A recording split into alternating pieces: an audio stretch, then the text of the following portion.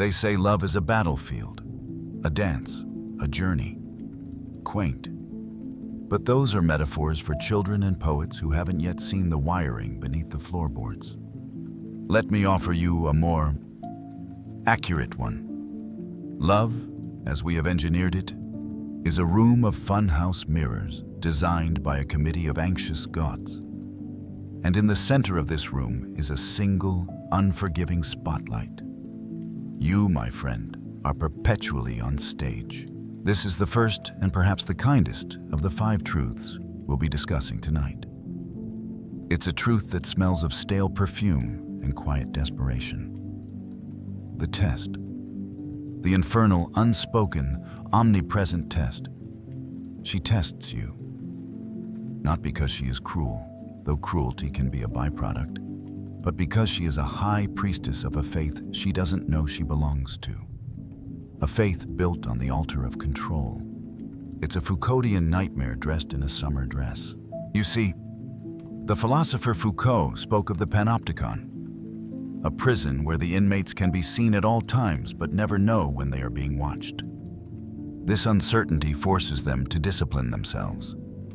They become their own wardens. Is this not the very architecture of modern courtship? Her tests are not grand, dramatic trials. They are not riddles posed by a sphinx at the gates of Thebes. They are far more insidious. They are quiet, micro-auditions. She will mention an ex-boyfriend, a phantom rival, not to make you jealous, but to watch how the light flickers in your eyes. Does it reveal insecurity, rage, or the one thing she fears and craves in equal measure, indifference? She will cancel plans at the last minute, offering a flimsy excuse. This is not about the rain check. It is a stress test on the load-bearing walls of your self-respect. Do you crumble? Do you plead? Do you rage? Or do you simply say, "All right, another time then," and return to your own world? A world whose orbit, maddeningly, does not depend on her gravitational pull. There's an old piece of forgotten folklore from some misty, God-forsaken village in the Carpathians. It tells of a girl who was promised to the spirit of the forest, a wild, untamable thing of shadow and moss. But the girl was clever. She told the spirit she would be his. But first, he had to prove his devotion by living for 1 month in a cage she built. The cage was beautiful, woven from willow branches and moonlight. The spirit, amused and infatuated, agreed. For a month, he sat in the cage, and the girl brought him berries and sang to him. He was a perfect prisoner. At the end of the month, she opened the door. The spirit stepped out, but he was smaller, Tamer. The wildness in his eyes had been replaced by a domesticated glow. He was no longer the god of the forest. He was her pet, and seeing him so diminished, so controlled, she felt a wave of disgust and pity. She had tested the wildness out of him. She had killed the very thing she fell in love with. She turned and walked away, leaving him in the silent, empty clearing, forever ruined by his own compliance. This is the terrible paradox of the test. The man who passes is the man who fails. Every time you contort yourself to fit the keyhole she presents, you are filing a piece of yourself away. Every time you swallow your own opinion to offer the correct one, you are performing a tiny spiritual suicide. You are the clockmaker in that other fable. The one who builds a perfect, intricate man out of gears and springs for a lonely queen. She marvels at his flawless conversation, his perfect posture, his unwavering attention. But one night, in the sterile silence of the royal bedroom, she whispers, "I am so lonely." And the clockwork man, programmed for perfection, replies, "That is an irrational emotion. Let us analyze its logical fallacies." In that moment, she realizes she is more alone than ever. She has surrounded herself with a mirror, not a man. The modern psychological data, the little charts and graphs published in sterile journals in 2024 that try to quantify the human soul, are just now catching up to this ancient, bitter wisdom. They have clinical names for it now. Evaluative threat in romantic pairings. Authenticity erosion under social surveillance. They note with academic detachment that couples who engage in high levels of covert testing report lower long-term satisfaction. It's like discovering, after centuries of meticulous research, that fire is, in fact, hot.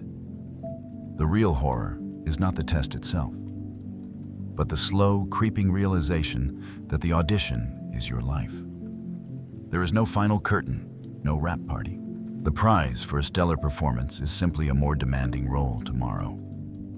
So, I ask you, as the candle sputters and the shadows on the wall twist into unfamiliar shapes, a question that should chill you more than any ghost story.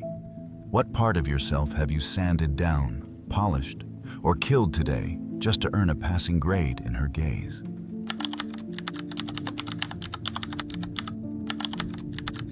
To become her perfect man is to become a beautiful, hollow thing. There's a secret that men who have been successful in love never speak of. It's a quiet, creeping horror that arrives not in the heat of a breakup, but in the chilling stillness of a long, peaceful relationship. It's the slow dawning realization that you have won. You passed all the tests. You navigated the labyrinth of her expectations. You are the one. You are trusted, stable, predictable. You are loved, and you have never been more of a ghost. This is the second truth, the one that follows a man home after he's won the prize. It's the truth of the taxidermist's art. From a distance, the creature looks magnificent. The wolf stands proud, its teeth bared in a silent snarl. The eagle is frozen mid-flight, its eyes gleaming with a glassy, eternal fire. Perfect, lifelike. But touch it. It's cold, it's hard, it's hollow. All the chaos, the vitality, the glorious, unpredictable life force has been scooped out, replaced by wire and plaster and preservative chemicals. This is what it is to become the perfect man. It is an act of exquisite self-taxidermy. Remember the wildness she claimed to adore? The untamed edge, the unpredictable passion, the sovereign mind that so fascinated her? That was the living animal. The tests were the tools of the taxidermist. The little demands for reassurance were the scalpel.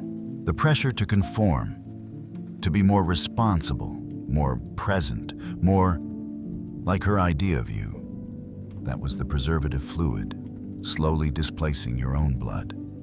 Each compromise, each time you chose her comfort over your own truth, you were hollowing yourself out, making room for the armature of her approval. And then one day, you wake up. You are lying in a comfortable bed, in a beautiful home. The woman beside you loves the man she is lying next to, but you, the consciousness trapped inside this beautifully preserved shell, feel a profound and terrifying disconnect. You watch yourself move through the world, saying the right things, making the right choices, being the reliable, dependable rock she always wanted. You are a masterpiece of her creation. And the real you, the chaotic, vital you-ness of you, is screaming from behind the glass eyes. Kierkegaard, that magnificent Danish melancholic, understood this better than anyone. He spoke of the despair of not willing to be oneself. This is the ultimate sin in his universe. To flee from your own unique, terrifying, glorious existence and seek refuge in an identity crafted by another. You trade the anxiety of freedom for the comfort of a cage you have helped decorate. You are no longer a man. You are an institution. And institutions, my friend, are where passion goes to die a quiet, bureaucratic death with all the proper paperwork filed in triplicate. There's a strange, bitter little tale they tell in parts of rural Sicily. It's about a puppeteer who carved a marionette so perfect, so lifelike, that he fell in love with it. He spent all his days with the puppet, teaching it to dance, to laugh, to weep.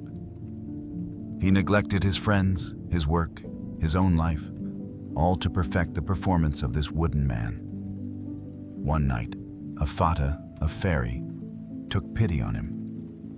She touched the puppet, and it sprang to life. A real boy.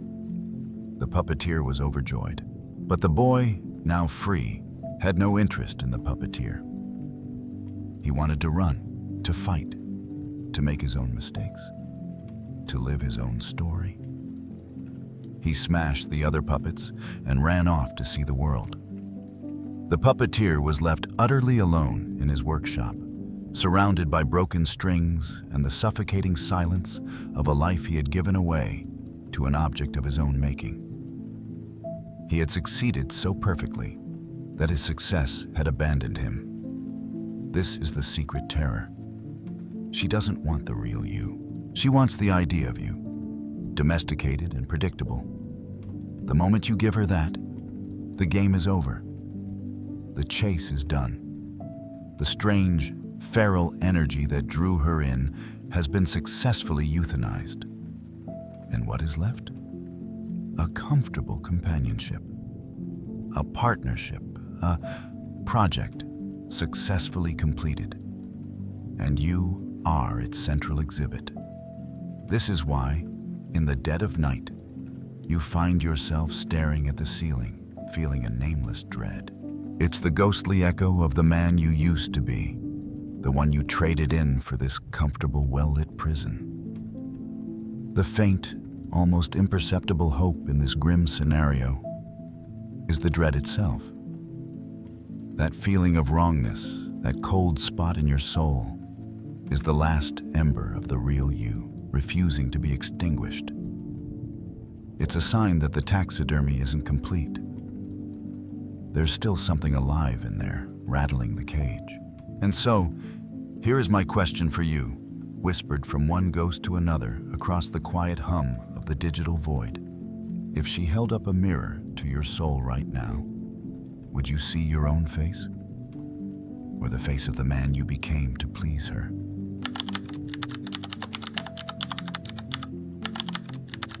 The light they cast you out from is the only one that lets you see.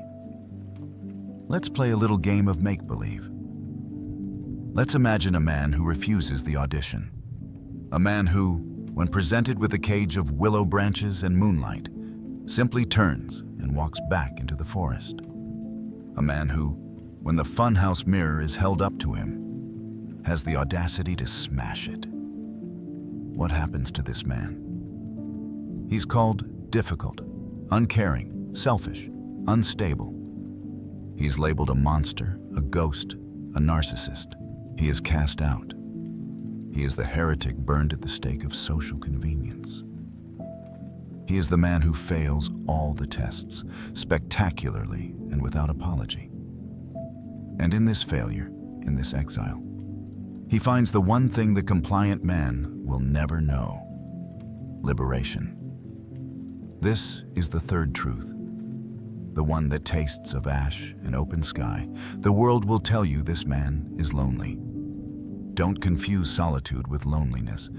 Loneliness is a failed connection. It is the aching void where another person was supposed to be. It is the disease of the man still waiting for the audition, still hoping to be seen. Solitude, on the other hand, is a declaration of sovereignty. It is the quiet, humming power of a universe that is self-contained. It is the peace of the mountain that does not need the validation of climbers. Nietzsche, that old philosopher with the tragic mustache and the soul of dynamite, would have recognized this man. He would have called him perhaps a step toward the Übermensch, the overman. Not a tyrant, not a brute, but a creator of his own values. A man who stops seeking approval from the herd and instead learns to legislate for himself.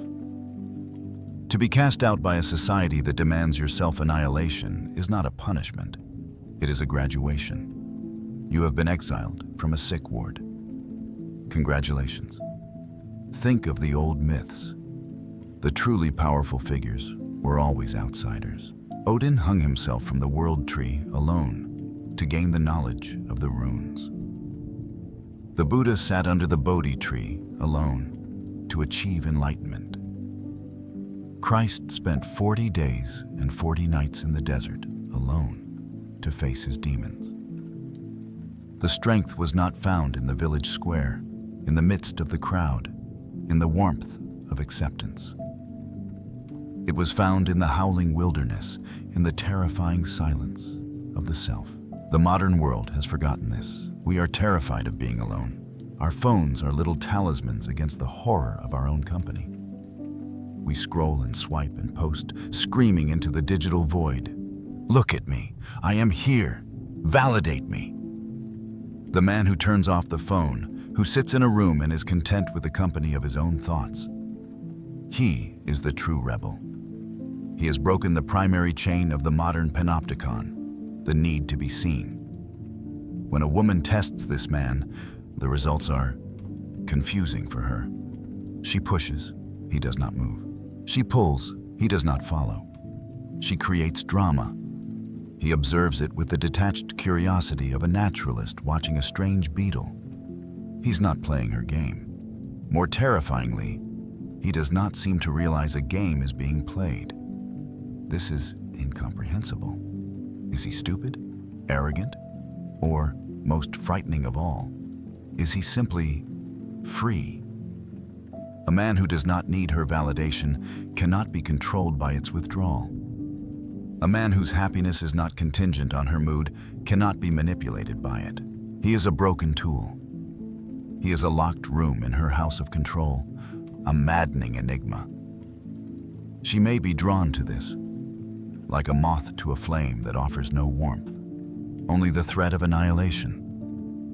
She may try with all her might to map his wilderness, to chart his depths, but she will fail.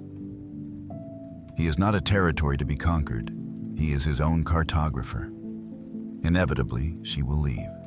She will seek out a man who can be molded, a project that can be completed, and the heretic will be left alone once more. And in that solitude, he will not find despair. He will find the quiet, expansive peace of a kingdom, where he is the only subject and the only king. His life may not be happy in the way the greeting cards describe it. It may be stark and demanding, but it will be his. Every jagged edge, every flaw, every scar will be authentic.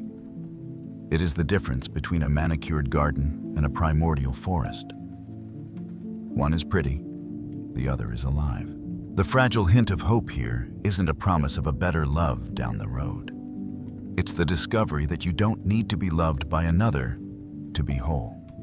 The true liberation is realizing the cage door was never locked. You just had to stop asking the guard for permission to leave. So, here is my challenge to you, a dare whispered from the shadows of exile. What prison of comfort would you burn down tonight, just to feel the cold, clean air of your own wilderness on your face?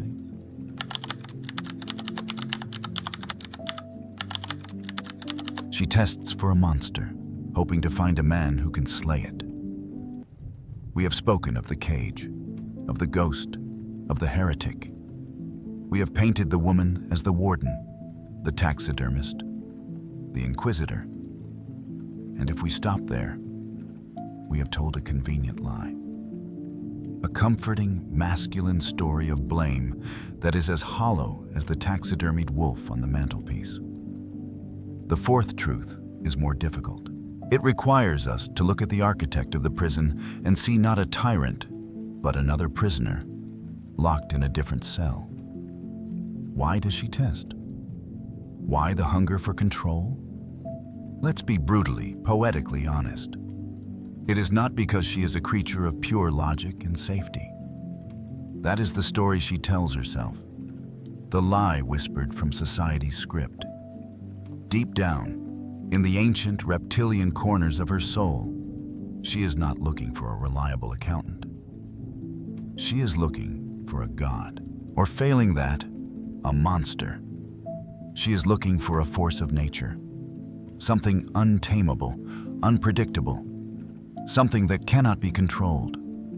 This is the central, agonizing paradox of the feminine impulse in a world gone mad. Her conscious mind, conditioned by 1,000,000 years of evolution and 1,000 years of civilization, screams for security. It craves the steady, predictable man, the good provider, the safe harbor, the clockwork partner who will not abandon her or the children. A 2023 study from the University of Zurich on mate preference heuristics confirmed this with painful clarity. When surveyed, women overwhelmingly prioritize traits like stability and agreeableness for long-term partners. It's a rational choice. It is also a profound betrayal of her own deepest instincts. Because her soul, her blood, her bones, they do not yearn for agreeableness. They yearn for the storm. They are drawn to the man who stands outside the village walls, the heretic with the dangerous halo. They crave the man whose presence feels like a thunderstorm about to break on a humid summer evening. Terrifying, electric, and utterly, devastatingly alive. She wants the wolf, not the well-trained sheepdog. And so, the tests. The tests are not designed to find the sheepdog. They are designed to find the wolf, and then, tragically, to see if he can be taught to behave like a sheepdog. It is a schizophrenic mission, doomed from the start. Imagine a priestess in an ancient, forgotten temple. Her people are starving. They need a god of the harvest, a gentle, nurturing deity who will make the crops grow. But the only god who answers her prayers is the god of the volcano, a wild, fiery, destructive force. She is fascinated by his power, his raw, untamed essence. She needs his fire, but she fears his eruption. So what does she do? She invites him into the temple and begins to bargain. "Be our god," she pleads, "but please, no lava. Give us your heat, but keep the earthquakes to yourself. Be a volcano, but a safe one." It is an insane request. It is the request every woman makes of a man she truly desires. The tests are her desperate, clumsy attempt to reconcile these two warring needs. She pokes the sleeping lion to see if it is truly a lion. And when it roars, a part of her thrills with terror and ecstasy. He is real. But the other part, the village minder, the nest builder, immediately begins to wonder how to blunt its claws and file its teeth. She is testing for the monster and the man who can slay it, all within the same body. She wants to know, are you powerful enough to protect me from the world? And are you tame enough that I don't need protection from you? Can you be both the storm and the harbor? The fire and the hearth? The unchained god and the household pet? The answer, of course, is no. Nothing can be its own opposite. And this is the source of the eternal tragedy. When a man fails her tests by being too compliant, she feels contempt. He is not the god. He is just a man in a cheap costume. When he fails her tests by being too wild, too sovereign, she feels fear. He is a true god, but he is not a safe one. He will not be worshipped in her temple on her terms. So, when you feel the prick of her test, understand that you are not dealing with a simple antagonist. You are dealing with a soul at war with itself. She is a zookeeper in love with a tiger, a role that guarantees she will one day be heartbroken or eaten. She is a cartographer trying to map a coastline that shifts with every tide. Her cruelty is the cruelty of confusion. Her manipulations are the desperate maneuvers of a deeply divided self. This does not excuse her, but it explains her. It turns the drama from a simple villain story into a complex human tragedy. Which leads me to this riddle for you to ponder in the ruins of her failed temple. She seeks a man who cannot be chained, yet she arrives with a pocket full of keys. What is the one lock that she truly wants to open?